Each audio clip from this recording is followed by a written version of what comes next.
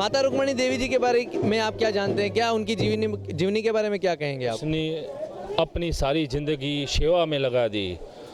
वो गरीबों की सेवा करती थी और अनाथों को खाना खिलाती थी।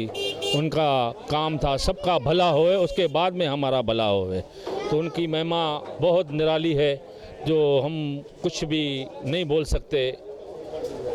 तो माता रुक्मणी देवी का गुणगान करना बहुत कठिन है। जो उनने सेवा किया अपने जीवन में, इतनी बड़ी संस्था बना के गई, जो उनके बच्चे अभी भी चला रहे हैं और आगे भी चलाते ही रहेंगे। उनकी महिमा बहुत निराली है।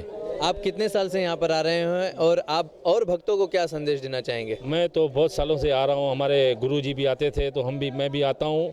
उनका प्रेम देख के तो सब लोगों को मैं निवेदन करूंगा तो आके इस रथ यात्रा में भी आवे और जो प्रोग्राम उनका वर्षी मेला लगता है उनमें भी आके सेवा करें।